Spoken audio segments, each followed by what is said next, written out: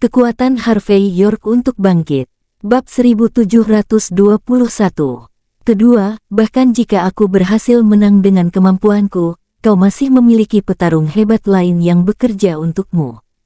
Tapi petarung ini bukan salah satu orang yang kau percaya. Kau akan menggunakan orang ini terlebih dahulu untuk mengambil semua kesalahan jika diperlukan, dan kau akan membuangnya begitu dia tidak berharga. Ketiga, kau tidak pernah peduli tentang kematian Gabe. Kau pergi untuk menekan Denzel di Paramount sambil menekan pasukan polisi dengan senjatamu hanya untuk alasan, yaitu, untuk membawaku langsung ke depan pintumu. Entah aku akan digunakan olehmu, atau kau akan membunuh saya. Tidak ada hasil lain. Wakil pemimpin cabang Walker, apa aku benar pada ketiga pernyataan ini? Senyum hangat Justin sedikit memudar. Sedikit kejutan melintas di matanya. Dia tidak menyangka Harvey bisa berpikir sejauh itu. Justin terkekeh dan kembali ke tempat duduknya. Harvey, kau membuat tuduhan yang agak jahat tentang aku. Kau harus membayar harga untuk mengatakan fitnah yang tidak bertanggung jawab seperti itu. Meskipun aku menginginkan posisi pemimpin cabang, aku berharap aku bisa mendapatkannya karena kemampuan sendiri. Tidak ada yang lain. Longman mewakili kepercayaan pemerintah untuk dunia bawah. Hanya mereka yang memiliki moral dan reputasi yang baik yang dapat duduk sebagai salah satu pemimpin cabang Longman. Kau harus tahu fakta ini. Kau harus berpikir dua kali sebelum mengatakan hal seperti itu di masa depan, Tuan York. Tidak apa-apa, hanya kita berdua yang memiliki percakapan ini. Jika orang luar mengetahui hal ini, tidak ada penjelasan yang dapat menjelaskan semuanya.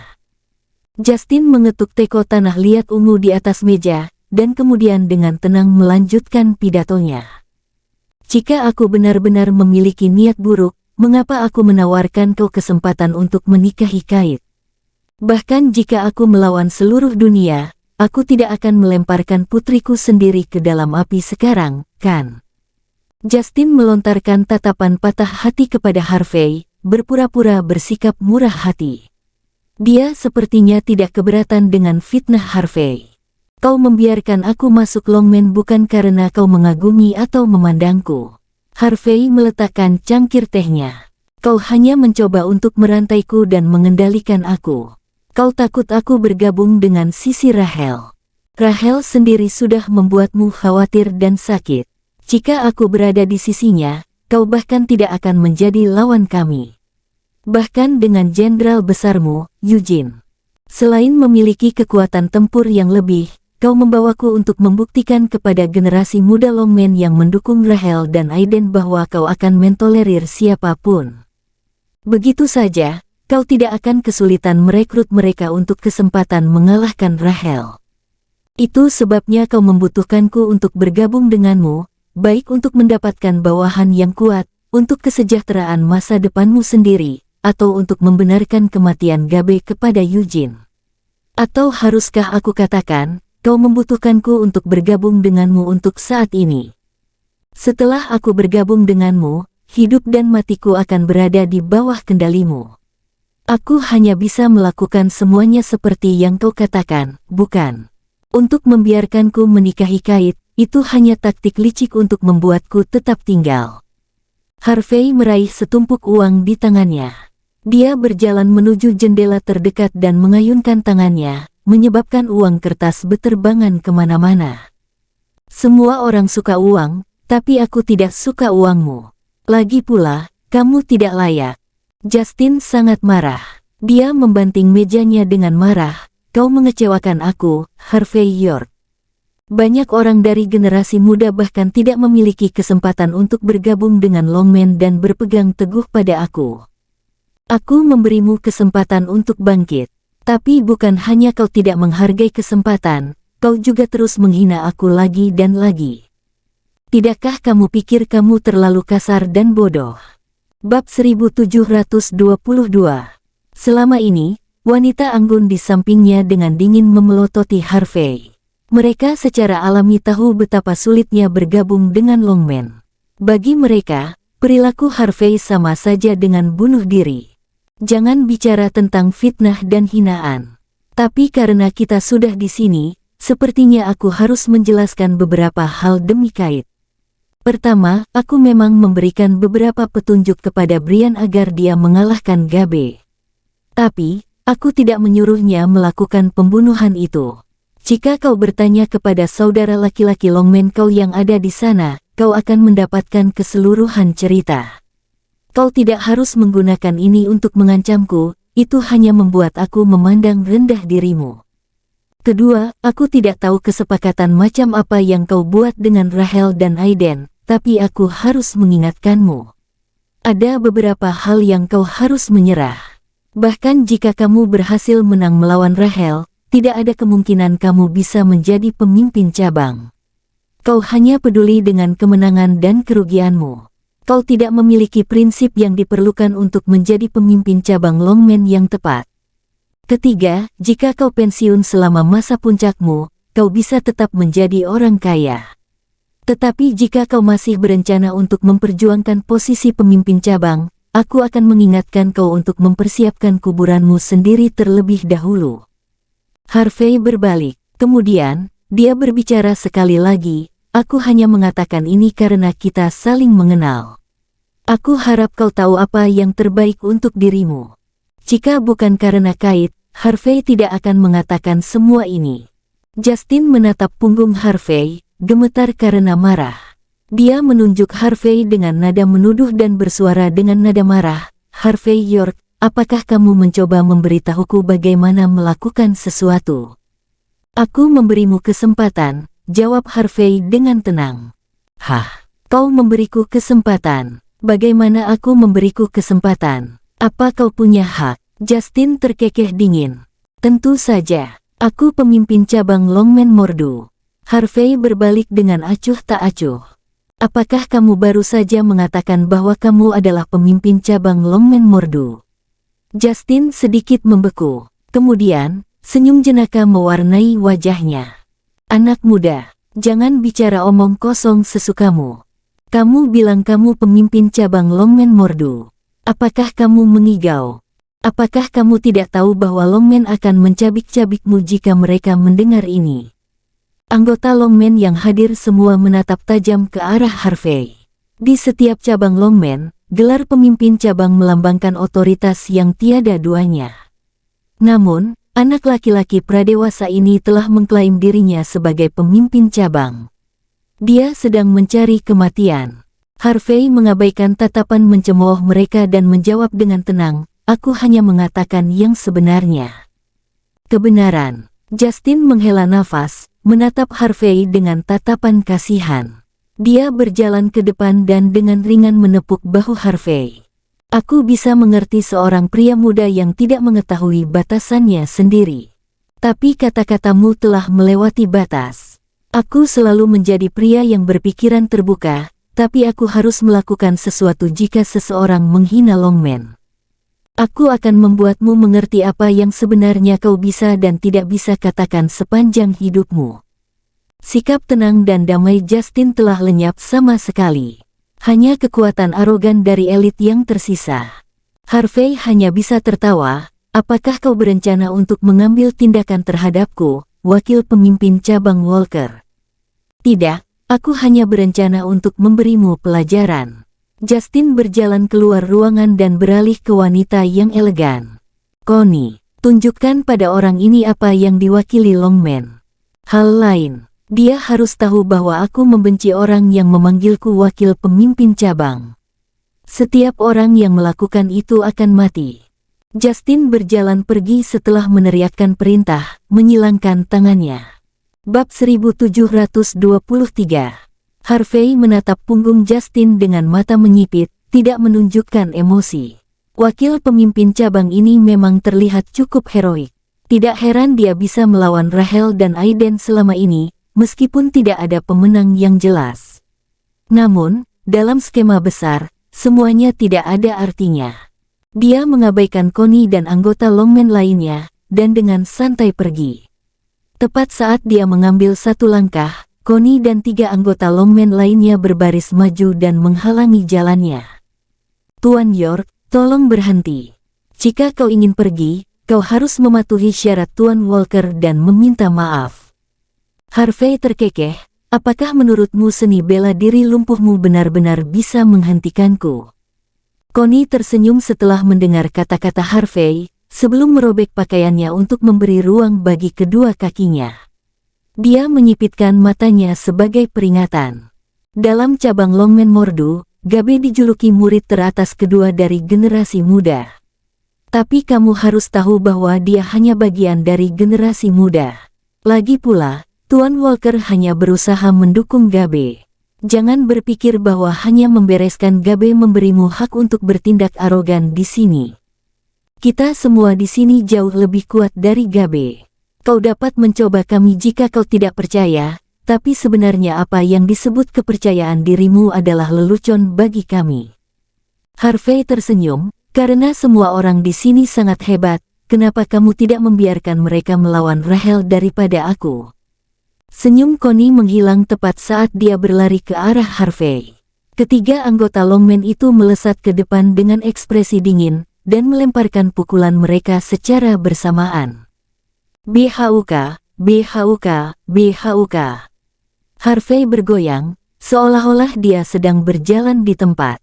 Tetapi, setiap gerakan acaknya berhasil menghindari semua serangan mengerikan yang menghampirinya.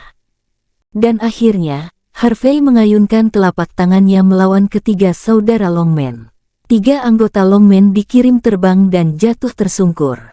Masing-masing dari mereka mengeluarkan darah dari mulut dan hidung mereka, bekas telapak tangan besar menempel di wajah mereka.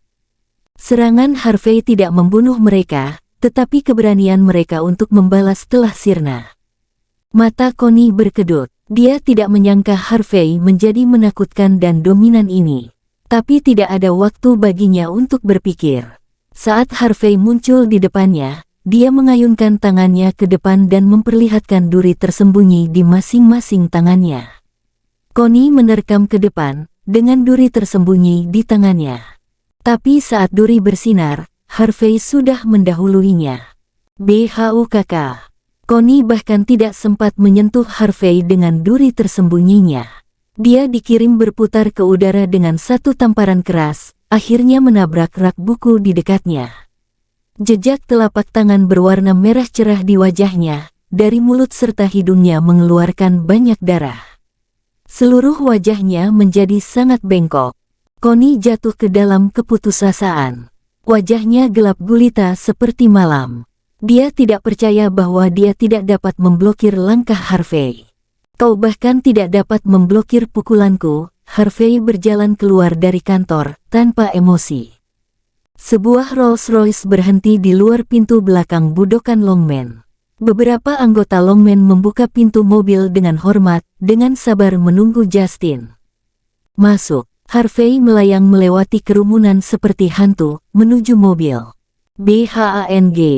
Sebelum ada yang bisa bereaksi, ledakan keras meletus. Pintu Rolls-Royce terlempar dengan satu tendangan kuat. Semua orang bingung. Begitu terkejutnya mereka tidak bisa kembali sadar dengan cukup cepat. Tak seorang pun mengharapkan seseorang cukup berani untuk menyelinap di antara konvoi dan menendang pintu mobil.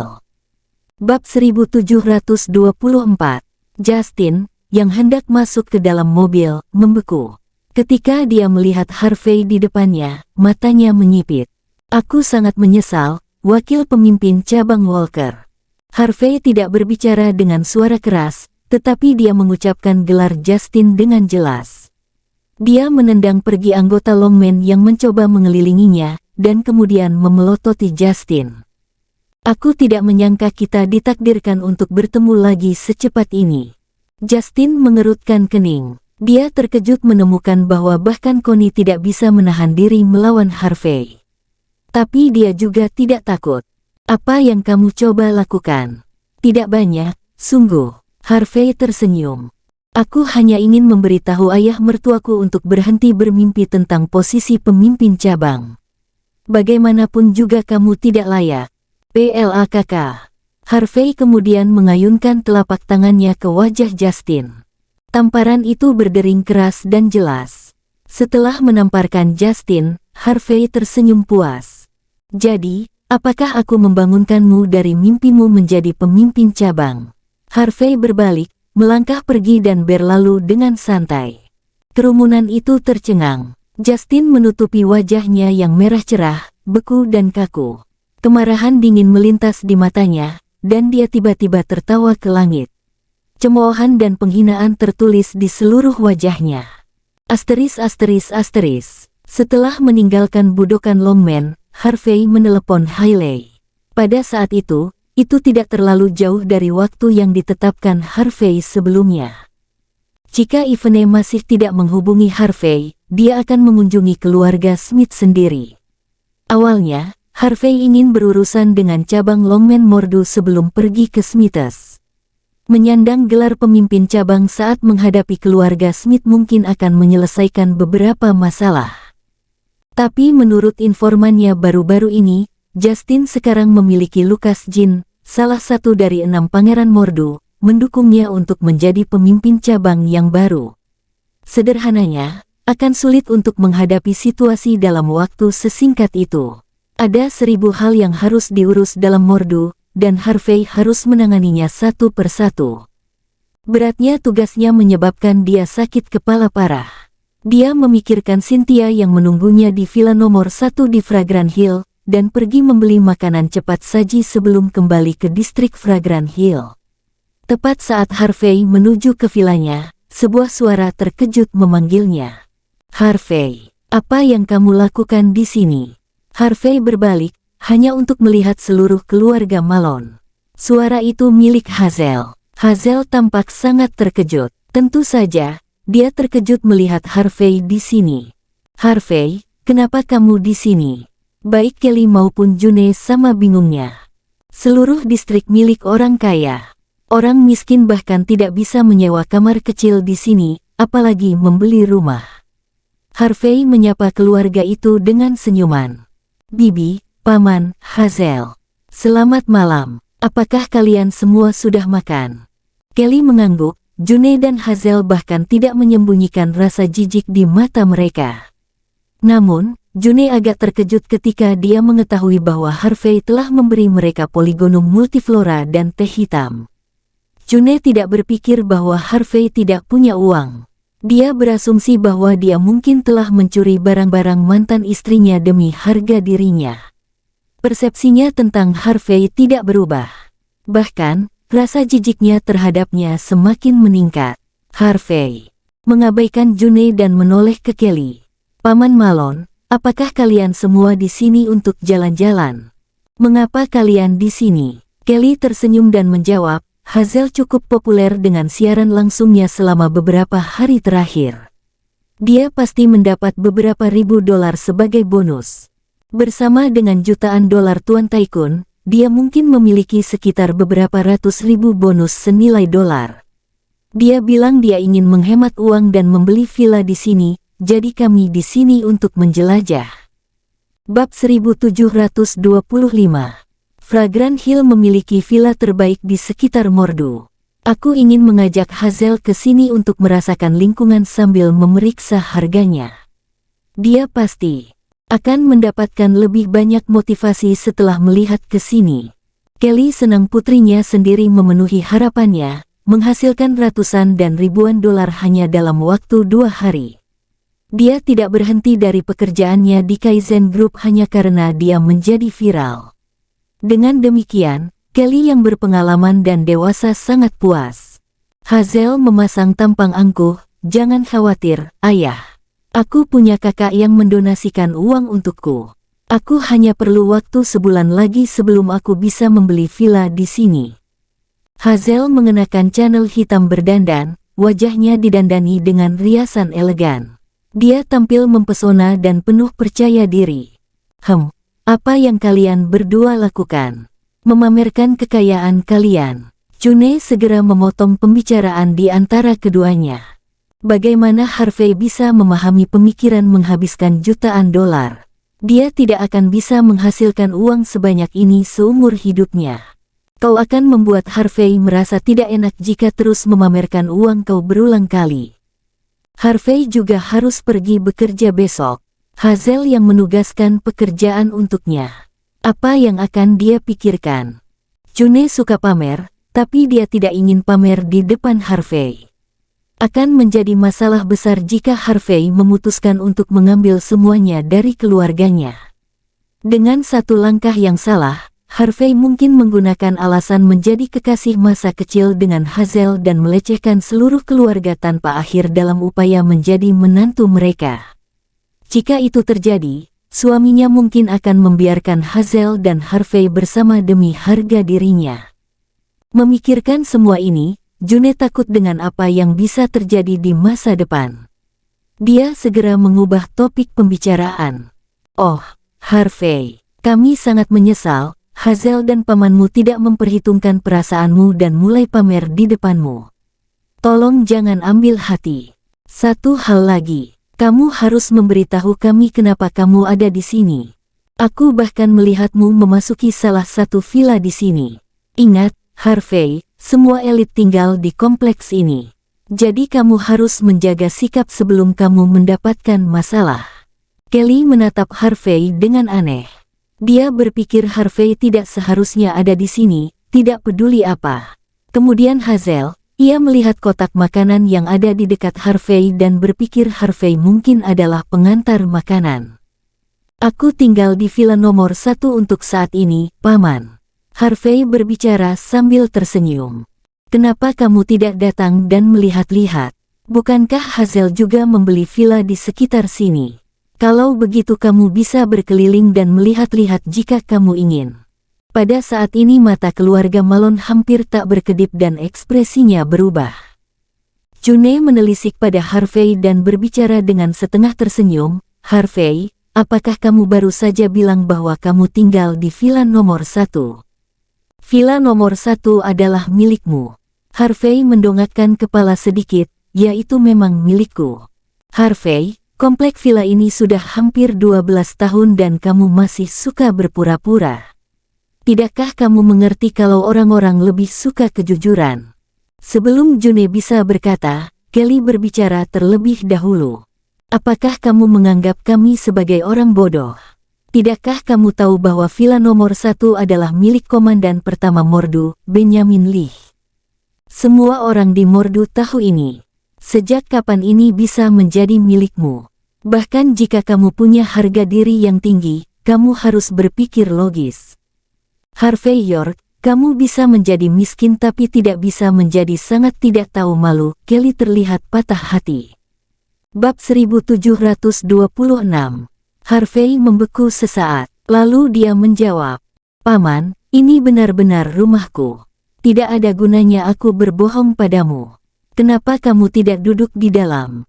Lupakan saja, Harvey. Kenapa kamu masih berpura-pura di depan kami? Untuk siapa kamu mencoba untuk mengesankan? Apakah kau benar-benar berpikir kami tidak tahu tentang latar belakangmu? Apakah ada gunanya kau melakukan ini?" June meludah, menatap Harvey dengan tatapan mengejek. "Villa itu jelas milik orang pertama, tapi kamu masih mencoba untuk mengatakan sebaliknya. Kamu sangat tidak tahu malu. Jangan bilang bahwa keluarga Ling memberimu villa." June sudah siap untuk mengejek Harvey lebih jauh. Seperti yang diharapkan dari pria kelas bawah. Dia akan mengatakan apa saja hanya untuk mengesankan para elit. Ini menyedihkan dan konyol. Harvey tertawa getir dan berkata, "Benjamin memang memberikan tempat itu kepadaku." "Cukup, Harvey. Jangan katakan apa-apa lagi." Kelly dipenuhi dengan kekecewaan. Cahaya di matanya agak redup. "Aku tidak ingin mengatakan apa-apa lagi. Aku hanya berharap kamu tetap membumi dan tahu diri apa yang terbaik untukmu di masa depan." Kelly kecewa. Jika orang tua Harvey tahu bahwa dia menjadi seperti ini, mereka akan patah hati. "Jika kau benar-benar masih menganggap aku sebagai pamanmu, kau akan pergi bekerja besok dan berhenti memikirkan pikiran tidak berguna ini. Untuk apa yang kau sebut villa, aku tidak mau pergi." Kelly bahkan tidak ingin melihat villa itu. Dia menyilangkan tangan dan pergi dengan ekspresi gelap seperti malam. Kecintaannya pada kesombongan terlalu besar, Kelly. Dia pasti akan melekat pada kita. June buru-buru mengejar Kelly. Kamu harus menghentikan pembicaraan kekasih masa kecil itu. Jangan biarkan orang ini mendekati salah satu dari kita. Kelly mengeluarkan nafas dingin. Itu adalah lelucon dari waktu yang lama. Tidak ada yang akan menganggapnya serius. Chune berkata pelan, dia harus berpikir jika tidak. Harvey menggelengkan kepalanya tak berdaya saat melihat keduanya berjalan pergi. Dia ingin berlari ke arah mereka dan menjelaskan situasinya, tetapi matanya menjadi dingin. Harvey, kita benar-benar tidak perlu semua sandiwara ini. Beritahu kami jika kau mengantarkan makanan. Mengapa kau mengatakan hal-hal seperti ini hanya demi martabatmu? Hazel melihat kotak makanan di tangan Harvey, merasa bangga sekaligus angkuh. Memberikan makanan berarti kau mengandalkan diri sendiri. Itu tidak memalukan sama sekali. Sebaliknya, aku mengagumi orang-orang yang melakukan itu. Tapi orang-orang yang berbicara untuk kesombongan dan kesombongan membuatku mual. Keluarga Ling dari Sunan adalah salah satu dari keluarga teratas di negara Ha.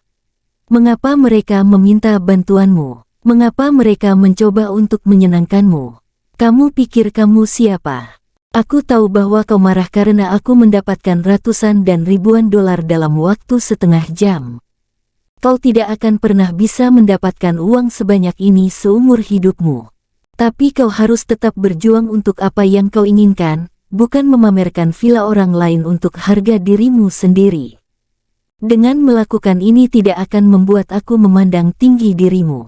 Justru sebaliknya. Harvey, kau mengecewakanku. Tapi Harvey tenang, karena kau sudah memiliki prasangka terhadapku, aku tidak bisa berkata apa-apa lagi. Hazel berbalik dan pergi, aroma parfum yang samar tercium darinya. Harvey, seorang putri tidak akan pernah menikah dengan seorang pengemis.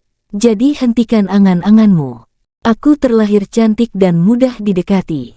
Seorang pria berlevel di bawahku tidak sepadan dengan waktuku. Bab 1727.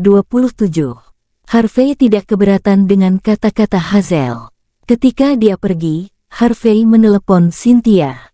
Ketika dia mengetahui bahwa Cynthia harus pergi untuk pemotretan lagi setelah panggilan mendadak dan bahwa dia tidak ada di villa, Harvey sedikit mengernyit. Harvey menelepon Tyson dan menyuruh Tyson meminta beberapa orang untuk mengawasi Cynthia. Setelah itu, Harvey membawa makanannya ke villanya. Dia menggunakan kartu aksesnya untuk membuka pintu, lalu menendang pintu itu mundur setengah langkah. Swing, swing, swing. Suara teredam mengiris udara saat 3 anak panah mendarat tepat di tempat Harvey berdiri. Pintu terbuka dan niat membunuh merembes keluar, meliputi seluruh distrik. Harvey sepertinya sudah menduga serangan ini. Saat lebih banyak anak panah terbang di jalannya, dia mengayunkan tangannya dan melemparkan kotak makanan ke dalam villa.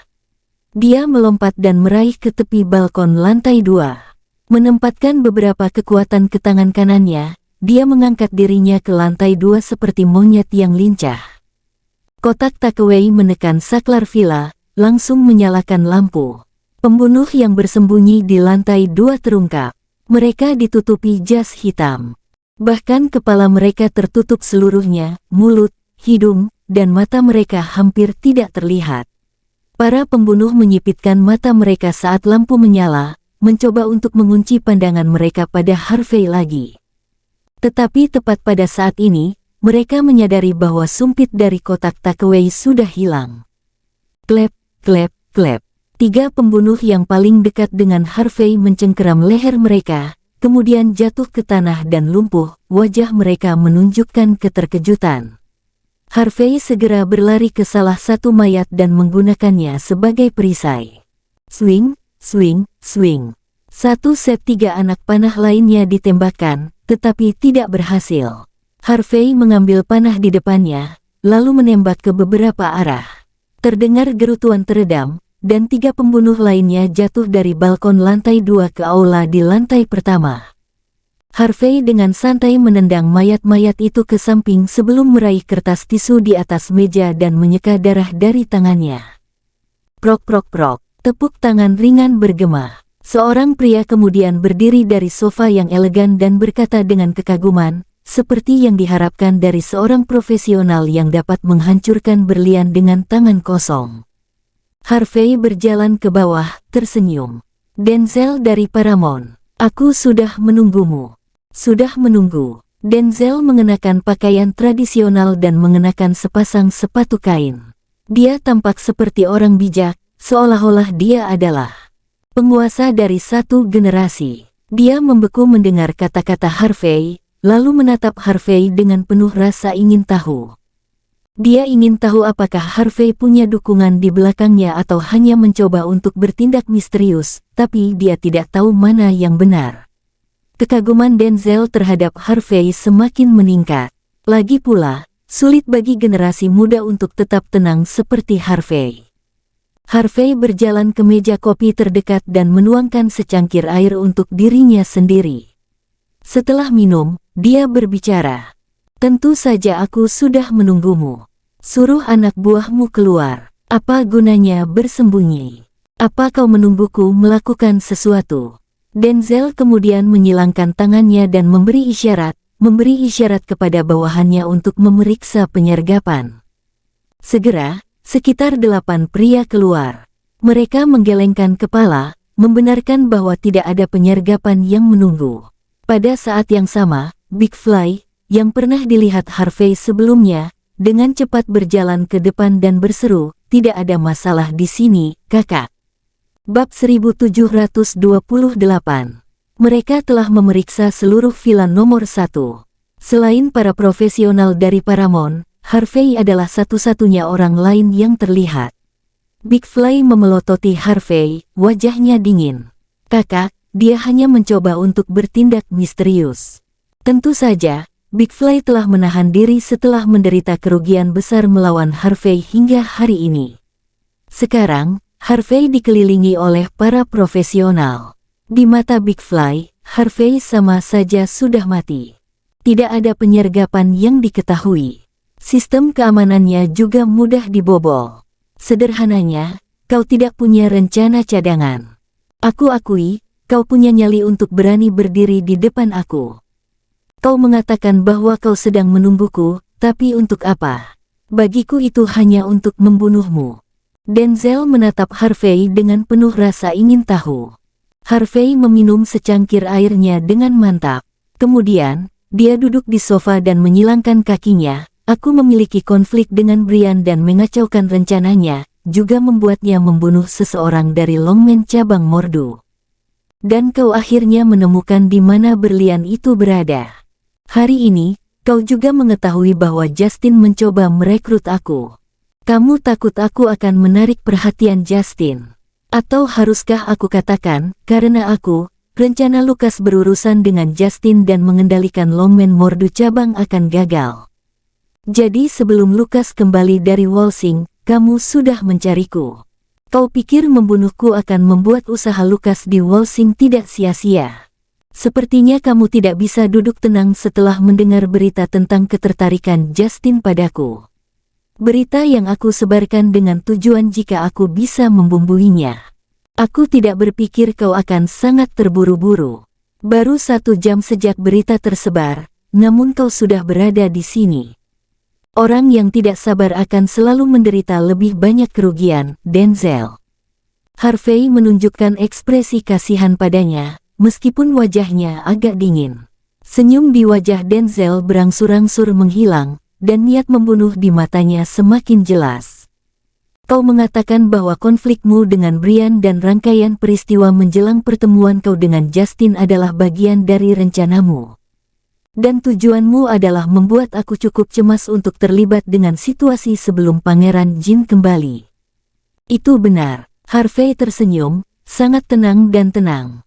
Jika bukan karena rencanaku, mengapa kau bahkan muncul di villa nomor 1ku ketika kau bahkan tidak sepenuhnya siap? Bukankah lebih mudah untuk membunuhmu ketika kau tidak siap? Denzel membeku. Dia menggenggam tangannya dan mulai tertawa keras. Menarik. Memikirkan kembali, semua yang terjadi memang tampak mencurigakan. Seolah-olah seseorang mengendalikan segalanya di belakang layar. Semuanya terjadi secara bertahap dan mulus. Aku bangga dengan skemaku ketika aku masih muda, tapi kurasa aku tidak bisa membandingkan diriku denganmu. Tapi apa gunanya kau melakukan semua ini? Aku akui, dibandingkan dengan kotoran seperti Brian, kau jauh di atas liganya. Tapi jangan katakan apakah kamu tahu bahwa di depan kekuatan sejati, skema dan taktik kecilmu pada akhirnya tidak berguna. Denzel tahu bahwa Harvey akan datang untuknya, tapi dia tidak sedikit pun ketakutan. Kau tampak cukup mengesankan ketika kau membunuh bawahanku, tetapi kau harus tahu bahwa mereka hanya pion menguji keterampilanmu. Lupakan diriku, kau hanya memiliki satu akhir jika kau melawan petarung terbaikku, Big Fly. Dan akhir itu adalah kematian. Bab 1729. Big Fly, yang berada di samping, menjadi sedikit tidak sabar setelah melihat Denzel Washington begitu cerewet. Dia mengeluarkan pisau semangka dan berkata, "Bos, mengapa kamu berbicara begitu banyak omong kosong dengan bajingan ini? Bocah ini sangat sombong. Aku akan menebasnya hari ini dan membiarkan dia tahu seperti apa kematian itu." Dia memandang Harvey York dengan jijik dan berkata, "Aku telah memeriksa latar belakang bocah ini. Dia memang memiliki sedikit keberuntungan, dan dia tampaknya juga memiliki kekuatan di Buckwood. Bagaimanapun, ini Mordu, bukan Buckwood. Kau bukan penduduk di sini, dan kau masih ingin menjadi bos besar di wilayah kita. Apakah kamu bahkan layak?" Harvey membiarkan Big Fly sangat menderita ketika dia berada di Paramount dan bahkan mengalahkan tuannya. Namun, Big Fly tidak mengira Harvey bisa melawannya. Lagi pula, jika bukan karena gambaran yang lebih besar, Big Fly pasti sudah membunuh Harvey. Harvey mengabaikan Big Fly, yang bertingkah seperti orang gila pada saat itu. Sebaliknya, dia menatap Denzel sambil tersenyum dan berkata, "CEO Washington, tidakkah kau ingin tahu mengapa aku berencana untuk membunuhmu meskipun aku tidak memiliki permusuhan terhadapmu?" Denzel berkata dengan acuh tak acuh, "Maukah kau memberitahuku jika aku bertanya padamu?" Harvey memikirkannya dengan serius dan berkata, "Ya, aku akan memberitahumu, tapi tidak sekarang. Aku akan memberitahumu beberapa saat sebelum kamu binasa. Aku akan menjadi orang baik dan memastikan kamu tahu itu sebelum aku membunuhmu. Kau hanya akan memberitahu aku sebelum aku mati." Denzel mencibir, "Keparat, kamu harus tahu bahwa tidak peduli seberapa kuat kamu di Buckwood, orang luar seperti kamu tidak akan pernah bisa memenangkan tiran lokal di Mordu." Harvey selesai meminum air di cangkir dan berkata dengan acuh tak acuh, "Tapi kamu lupa menambahkan. Hanya naga terkuat yang bisa menyeberangi sungai. Air di Mordu terlalu dangkal. Itu bahkan tidak bisa membatasiku." Heh. Denzel menunjukkan candaan dan ejekan senyum. Big Fly, yang berada di samping, membalik pisau semangka di tangannya. Dia kemudian menyipitkan mata pada Harvey dan berkata, "York, apakah kamu tahu apa yang kamu bicarakan? Membunuh saudara Denzel. Bahkan jika ada 10 darimu, kau tidak akan memiliki kesempatan. Apakah kau benar-benar berpikir bahwa membunuh beberapa anak buahku membuatmu benar-benar mampu? Sejujurnya, bagiku, membunuhmu sama sederhananya dengan membunuh seekor semut. Berlutut dan potong kedua tanganmu sendiri. Karena kamu juga seorang tokoh, aku akan membantumu. Aku akan bersyafaat untukmu dan meminta Brother Denzel untuk membiarkanmu hidup." Sebagai tangan kanan Denzel, Big Fly telah melihat terlalu banyak terobosan besar. Meskipun Harvey memang memiliki beberapa kemampuan, dia masih bukan apa-apa di mata dari Big Fly. Harvey kemudian meletakkan selimut secara acak, berdiri dan mengulurkan tangan kanannya, dan menekuk jari telunjuknya ke arah Big Fly. "Anjing menggonggong jarang menggigit. Lakukan. Biarkan aku melihat seberapa tajam gigimu. Anak nakal, kau benar-benar memintanya." Big Fly tidak bisa menahan lagi. Ekspresinya berubah mengerikan. Kemudian, dia maju selangkah dan menebas pisau semangka di tangannya. Dia habis-habisan. Yang harus dia lakukan sekarang adalah menebas Harvey menjadi 2 bagian dengan pisau itu, biarkan semua orang tahu. Mereka yang menyinggung Denzel akan menderita selamanya. Denzel menyipitkan mata saat menonton ini pemandangan. Dia kemudian berkata dengan acuh tak acuh, jangan retas dia sampai mati begitu cepat. Biarkan dia tetap hidup, aku masih harus menggunakannya. SWOOSH. Big Fly menarik kembali 10% dari kekuatannya, tapi tinjunya masih melesat ke depan dengan niat membunuh. Momentum itu tiba-tiba meledak, dan aura menyebar seperti banjir besar. Beberapa Master Paramount sedikit menggelengkan kepala saat melihat ini. Mereka merasa Harvey akan terluka parah atau dia akan mati. Terlalu lemah. Tanpa diduga, Harvey tidak terpengaruh. Sebagai gantinya, dia secara acak mengambil sumpit di atas meja dan mengarahkannya ke depan. Bab 1730. TRANGG. Saat pisau semangka bertabrakan dengan sumpit, kekuatan mengerikan yang tak terbayangkan menyebar dalam sekejap. Setiap inci kulit lengan Big Fly meledak. Purlikue, bagian antara ibu jari dan jari telunjuk, langsung retak menjadi beberapa bagian. Pisau semangka di tangannya juga patah menjadi 2 bagian.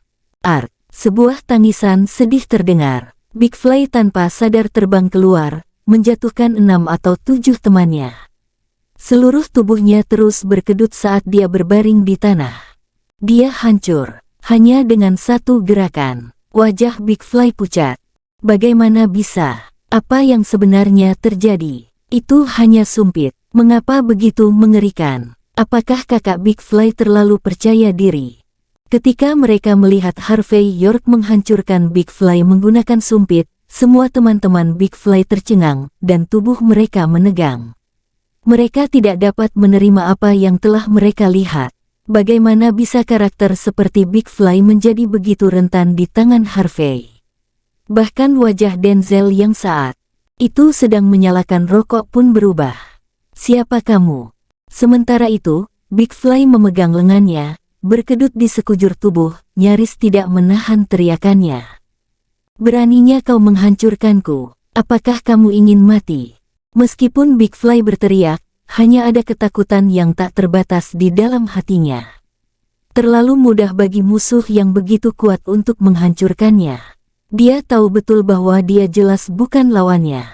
Aku mengatakan bahwa Harvey dengan santai mengambil setengah bagian pisau semangka yang tersisa. Alasan mengapa kau di sini adalah karena aku ingin kau muncul. Pergi ke neraka. Big Fly menggertakkan giginya dan berdiri. Kemudian, dia berteriak, bunuh dia. Bunuh. 6 rekan yang tersisa bergegas maju secara serempak. Mereka adalah pejuang Safflower dari jalanan, dan banyak orang tewas di tangan mereka. Mereka masih bergerak dengan tegas pada saat ini meskipun mereka takut.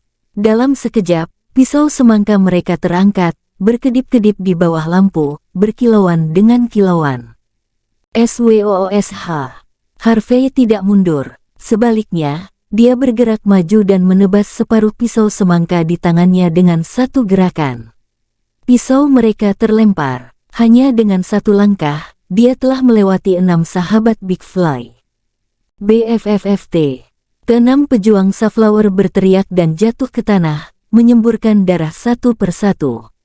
Darah yang berceceran membuat Big Fly tanpa sadar mundur, dan merinding ketakutan. Terlalu kuat dan terlalu mengerikan. Kamu, kemarahan Big Fly tidak bisa dimengerti. Apakah kamu tahu apa yang kamu lakukan?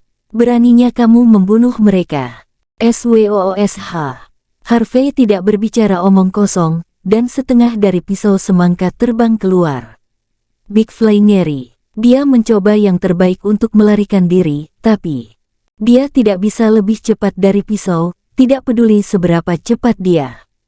Pedang itu melintas, dan mengenai lengan kirinya patah.